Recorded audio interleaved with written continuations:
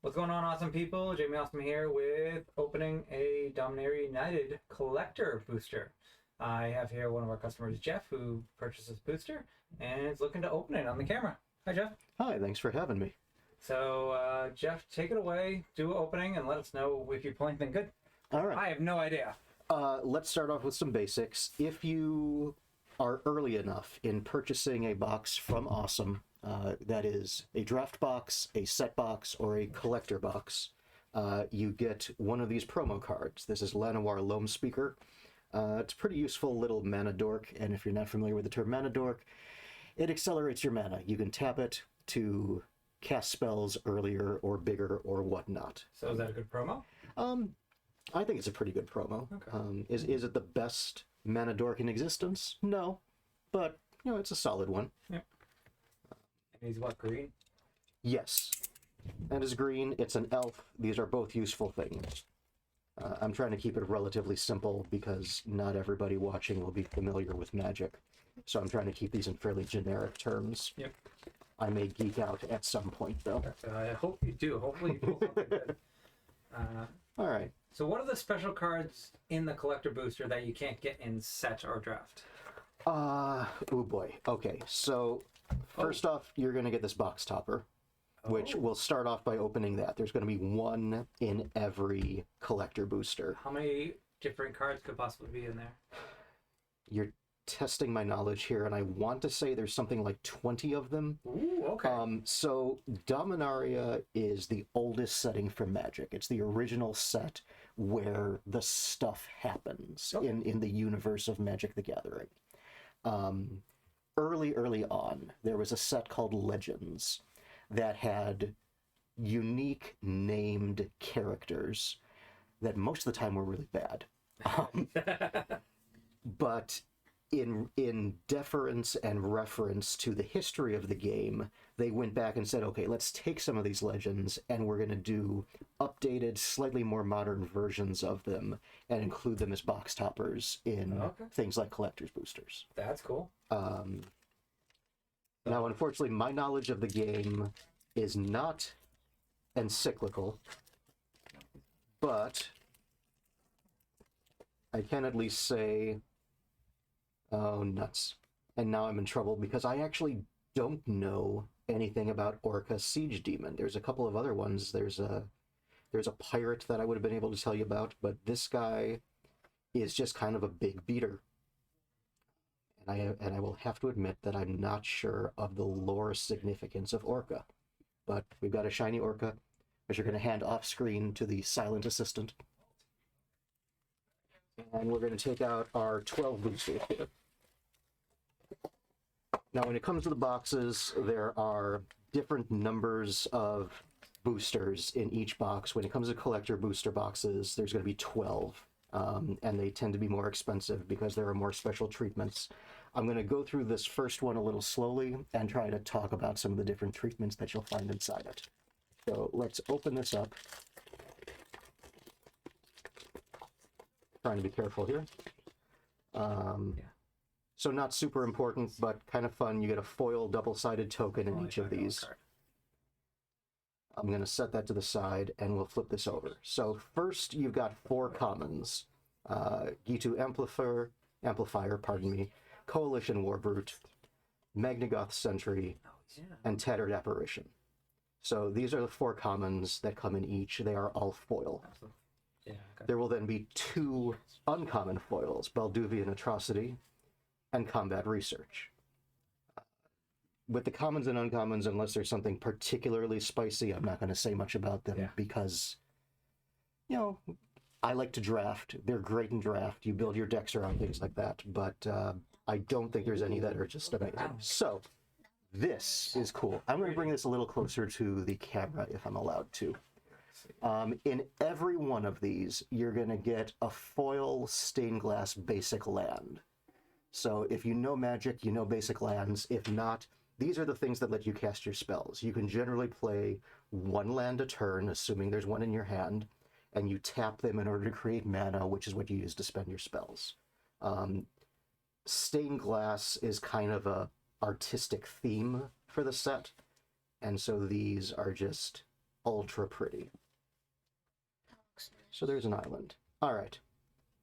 More stained glass. This is a special foil treatment of the stained glass.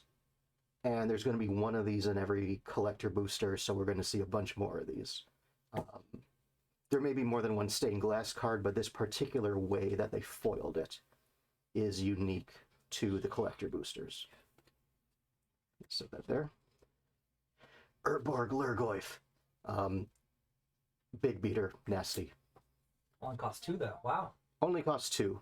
So if we talk about this just for a moment, one of the mechanical themes of the set is called Kicker. It's a long-standing mechanic in Magic, where in addition to whatever the spell actually costs, you can kick it. So you could pay 1 a green mana, and then also a blue and or a black. And if you do that, then a special effect happens, some kind of bonus that makes the spell bigger, stronger, whatever. And that happens at the cast, not afterwards? It depends. Some of them will be when it's kicked. As it's cast, something happens. This particular one says, as it enters the battlefield, mill 3 cards for each time it was kicked. So if you kick it and they counter it, it's not gonna, the spell just goes away. Yeah. But if it enters the battlefield and you've kicked it, you're gonna put the top 3 cards of your library into your graveyard for each time you've kicked it. Okay. I hope there's a theme around getting cards into your graveyard that would make that worth it. Oh, in a lot of Magic there is. If you've been playing Magic long enough, you start to think of the graveyard as a second hand. Holy Rainbow Instant. Holy Rainbow Instant. This is a card specifically from the Commander decks, but it's got this extended art because it came out of a collector booster. Yeah. Here we've got another uncommon stained glass treatment of Garna Bloodfist of Keld. I'm just going to set this here. Here's an etched foil, so I'm going to set these aside for just a moment so that we can show off different treatments. I will go faster on future ones. So we have, this is a foil. That's what a foil looks like when you swish it around. This is an etched foil. It's got kind of a dappled, I'm not sure what word I should be using, but that sort of treatment. Yeah. You've got the stained glass foil with regular foiling, and a stained glass foil with their special treatment where different parts of the card reflect the light differently. Yeah, I noticed that on that foil. Wow. You really have to see them side by side for it to make sense at first, and then you really pick up on it. Okay. We have a Kobold Lord. Which is also We've got a very fancy insect. I kind of love this one. I said that there. And then here is the other thing, the other kind of treatment that's going to be unique to a collector booster, where you've got these extended art foil cards. Okay. Like I said, I'm not going to talk about all of these in detail because you said the audience is not necessarily used to Magic, so I don't want to bog down in too many details. Exactly. I mostly want to talk about the treatments that you'll get as you open one of these. That many different foilings. It's really exploded in the last, literally probably 2 years. For better and for worse, for people like me who like to collect fancy versions of cards, it's like, oh, this is awesome. And at the same time, wait a minute, wait, how do I keep track? Just going to show this off real quick. So Jira, the Golden Sting, makes that token. Whenever she attacks, put an egg counter on another target creature without an egg counter on it. When that creature dies, if it has an egg counter on it, draw a card and create a 1/1 black insect creature token with flying, which is, I believe the interwebs have designated this guy Beador. And on the other side, it's a Phyrexian, who are the big bads of this set. So do you get a token like that every pack or no? You will get a token, a double-sided foil token in every collector booster. Okay, what was your double-sided token on the first pack? Sorry, I'll go back to that. It was a goblin on one side. Ah, okay, cool. and a sapling, which is... I'm going to say it's plant-like because there's literally a creature-type plant, so I can't say it's a plant, it's a sapling, but Yeah. there it is. That's cool. Okay. More bad guys, the Phyrexian Rager, a Clockwork Drawbridge, Benelish Faithbonder, and a Splatter Goblin. That's just nasty looking. I'm going to set that in the pile of commons. Uncommons are a Cleaving Skyrider, and Pilfer, with fan favorite Tiny Bones, who is a little skeleton that appeared in some stuff once upon a time. He's cute. He is cute. And he steals Forest. things. Holding up the forest is nice and pretty. I gotta do that because of the lighting. Yeah. Terrible lighting. Terrible. This is an old character. This is from way back in Magic. Squee.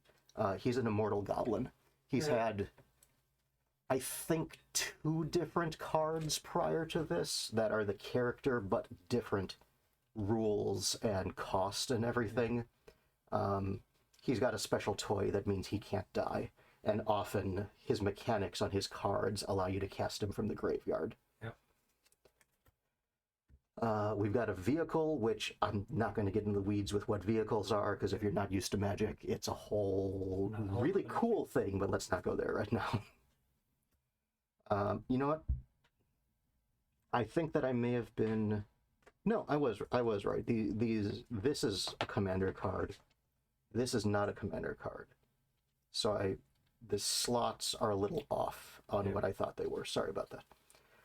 Drawing cards, always good.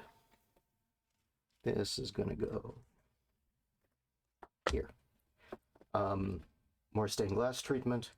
I really like this card, by the way. Just pointing that out. Torwaki the Younger. This is a reference to a Legends card from way back, as is Ramses Assassin Lord. Yep. So those are both callbacks. This is not foil, but it's a stained glass treatment of a cool guy. I don't know where I'm putting these anymore. And last but not least is our extended art Herd Migration, which will find a home here. Yep. I'm going to be quiet for a minute, and if you have questions about anything, feel free to jump in. Have you gotten any value out of these first 2 packs yet, do you think? That is a good question. So let's start with this. Prices are always volatile at the beginning of a new set. I don't care much about the value, but playability-wise, is there any good value in here? Okay, so playability, there are a lot of... I mentioned Legends as a set. Yeah. Well, there's a type of creature that is a legendary creature, and there are bunches of them. And if you play the popular format Commander, also called EDH, you need a legendary creature to head up your forces. You have a 100-card deck. One of those cards is your Commander, who is a legendary creature, and you can only have cards in your deck that match the colors of that commander. So if I wanted Jira the Golden Sting to become my commander, I could have black, red, and green cards in my deck, but no blue and no white. With all of these options for legendary creatures, it gives you more ways to build decks, not just in terms of color identity, but in terms of things that they do. So let's grab a Ramses real quick. He's a human assassin with Death Touch, which means if he does damage to a creature, it dies, unless it's got indestructible.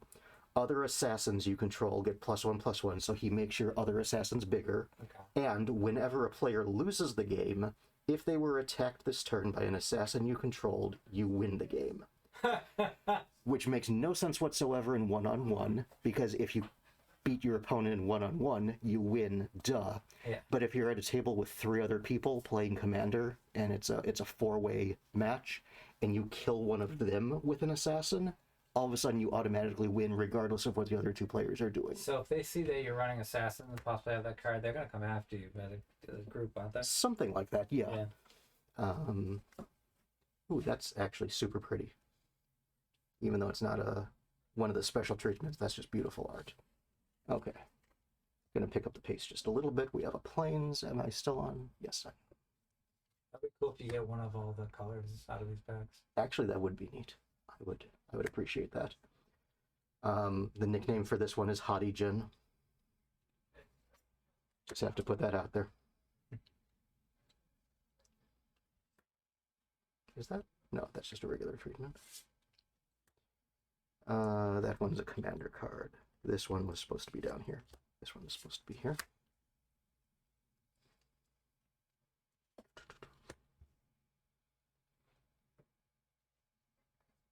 There we go. I'm gonna tip these just a bit. Yeah, just because I'm realizing that they're not showing up quite right.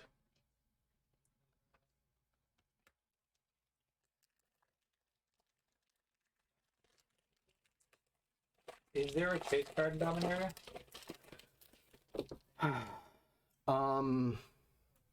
I know that there's a big dragon called Shivan Devastator that is rather expensive. Dragons, angels, and certain other very popular types of creatures always carry a premium. Oh, that's so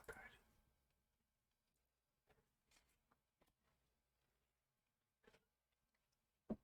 So I wonder in the bundles if they're gonna have. Oh, actually, foils. I just realized I completely forgot about this card.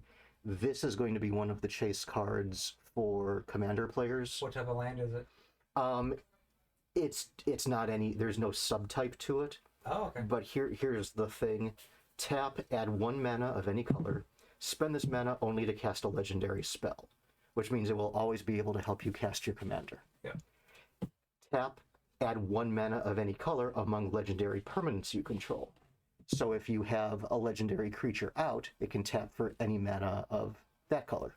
Cool. And then the last thing, 3 and tap, exile it. Target legendary creature gains hexproof and indestructible until end of turn. It protects your commander as well on a land. So it doesn't have a spicy term like shockland or anything like that? It does not. Okay. I'm sure that somebody might come up with something spicy at some point, but we're not there yet. Bias. What is... Oh, this is a commander. Am I holding these on screen properly? Yeah. I'm losing track from time to time. And then we've got a couple of Extended. full art lands here. Oh, they're both lands. Okay. Yeah, both of these are lands. These are what they call pain lands because if you tap them for mana of a color that they can tap for, they deal 1 damage to you. Okay. Which, if you're not familiar with Magic, you're like, why would I ever want to hurt myself with my lands? Well, if you're playing a fast deck where you can kill the other person before you die, then it doesn't matter how much damage you take, because you win the game the same whether you got 1 life or 20. Ornithopters. All right.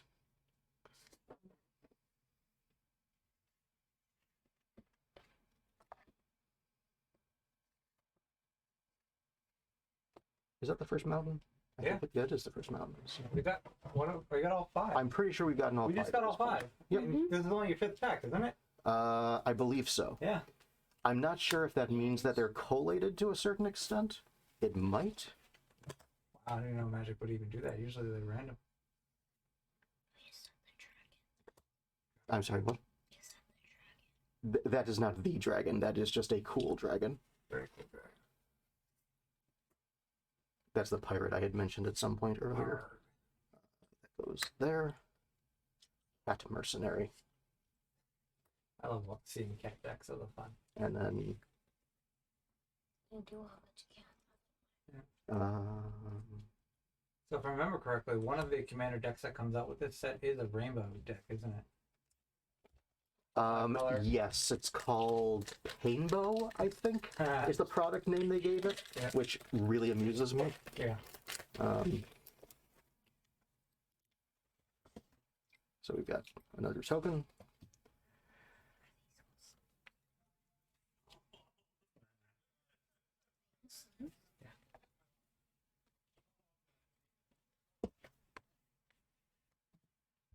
We're back around to forests. Yeah. But Forest wasn't our first one. It was No, Island was our first one. yeah, you're right. That's a cool card. I'm not going to go into detail on it because I don't want this to drag out Yeah, yeah. too badly, but it's a very useful little DBR card. So is that a dual land or no? This is okay. I'm going to keep going and I'm going to talk as we go Yeah. through this. So calling something a dual land is both accurate and not. Yes. Because there are really, really old lands from original Magic that people call dual lands, that are like the dual lands, but you can also just refer to any land that taps for 2 colors of mana as a dual land. Actually, somebody in the Discord was looking for this. For green sleeves. Somebody was talking about the green sleeves, yeah. Yeah, I don't remember who it was, and I feel bad now, but somebody in the Discord specifically said that they wanted that card, so we'll have to try and find them at some point. Alright. We've got Burb. It's a bird. It's Burb. Which would get caught by that snare spinner. So, talking about the story again, so there's these old bad guys from like way, way back in Magic history called the Phyrexians, and they've taken different forms over the years, and long story short, they're back. There's a lot of body horror with the Phyrexians, like they draw from Geiger type influences a lot, and oh, that's a pretty one. And they are additionally infiltrating Dominaria right now. They have sleeper agents everywhere, including some of our favorite characters, like Planeswalkers. They're sneaking in. Oh, that's another one from that. Ooh, yeah, there's a Phyrexian. That's actually specifically, it's not English. That's a Phyrexian language that apparently Wizards of the Coast actually developed. This is Shieldred the Apocalypse. She's the one leading the invasion of Dominaria and has seeded sleeper agents all throughout the plane that become activated, and they don't even know that they're Phyrexian. Just one day their skin splits open and they're half mechanical. So it's mechanical. It looked insect-like, but it's mechanical? So when I said Geiger, I meant it. For people who don't know who H.R. Geiger was, if you've ever seen the movie Alien, he's the guy who did the visual design on that. He did a lot of other work as well, but it's biomechanical. Okay. They believe in the purification of the flesh by making it more machine-like. That's cool. Let me set this over. Lost track here. That. I'm guessing that card could come in English in the set too, but that one specifically is for Ken? Yes, this one is specifically in the Phyrexian language. You can also get this as a stained glass card. Okay. I think the card with the most versions is a Planeswalker called a Johnny Sleeper Agent. A Johnny goes back to the beginnings of the earliest Planeswalkers that were printed as cards. There were Planeswalkers before that, but as cards. He's one of the earliest ones. And, spoiler alert, bad things happen to him. I'm not actually spoiling that much, because it's been all over the place. Oh, yeah, they have sagas. I actually forgot that these came back. It's a specific type of enchantment, which... Anything good yet? There have been good things, yes.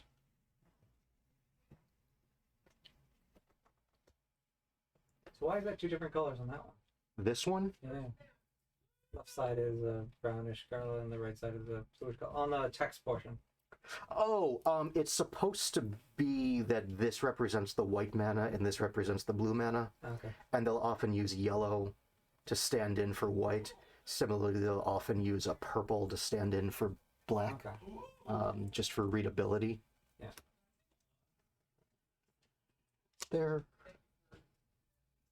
There. I completely lost track. The last dual color land was in the saga spot. Yeah. Somebody else will have to sort these at some point. Perhaps that person will be me. Yes. Okay. And that person will be me. That is a nasty looking zombie. All right. Moving very quickly now through commons, the uncommons. We've seen the lands.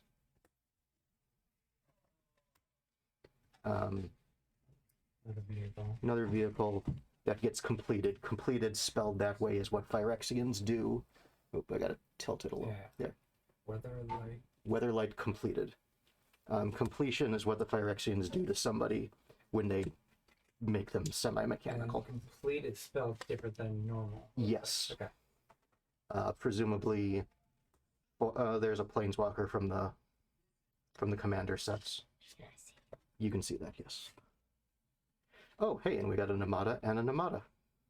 What's the difference between the two of them? One's foil, one's This one is foil. This one is not. Okay. That's really the only difference there. Okay, we're closing in on the final 3 packs. Hopefully everybody is stuck with us through now. We have seen some cool stuff. A dragon and a burb. Thank you.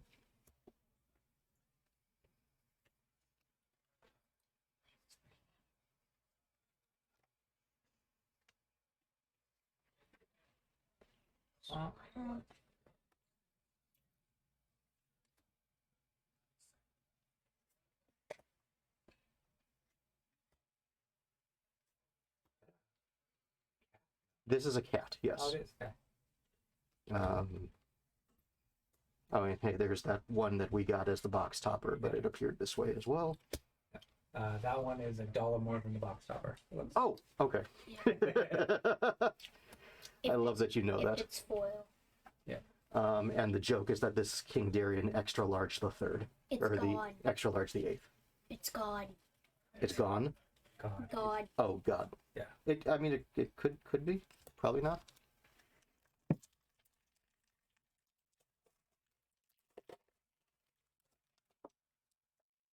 Kobolds.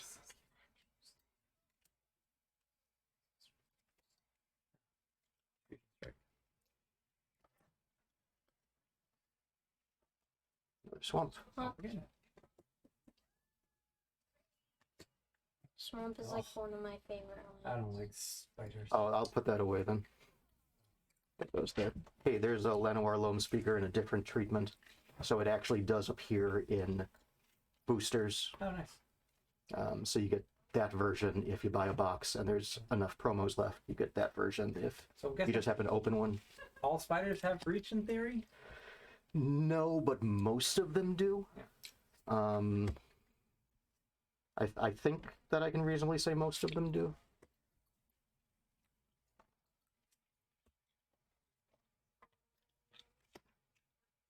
Okay, we're down to our.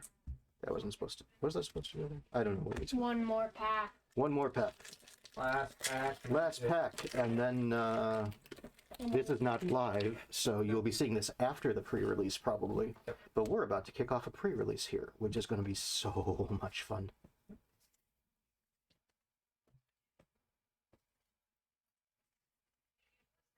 Forest. We're wrapped in this. And Selkanar the Tainted. Sealed for the pre-release. Sealed? So yeah, It is sealed for the pre-release. Yeah. The Crown Wrapped in Visionary. this Oh, that's actually. I don't think it's necessarily expensive, but this card, if you run an elf deck, is a must include. This card, if you run a Merfolk deck, is a must include. Chris Yes, Chris is going to want that. will love that. Another Orca. They're coming fast and furious now. And that's a non-foil though. Non-foil, yes. Chris would probably give you $100 Dunatha. for that. And one more Caves of Koilos. And that takes us to the end of that. I hope that I didn't confuse anybody too badly, especially as we sped up towards the end. Yeah. Again, this was mostly about the content of what kinds of things you will find in the boosters rather than strategy or utility or anything like that. So how do you feel about the box? I feel pretty good about the box. There's definitely a couple of cards in here that I want for my own purposes. There's a bunch that I know other people in the shop are going to want if they don't pull them themselves. Yep. And in some cases, they're going to want multiples anyway, so I will be trading and stuff like that. Sweet. Yeah. So Bye, awesome fans. thanks for You're supposed to be a silent partner. thanks for letting me open this. Yeah, no problem. And Jeff. it's been fun. Yeah. Well, Jeff, good luck in the pre-release tournament. What about me? And thank you for opening. You're gonna go 0-4, so we're fine with No, I'm not. that. Thank you guys. We'll see you all later. Bye. Peace. Bye.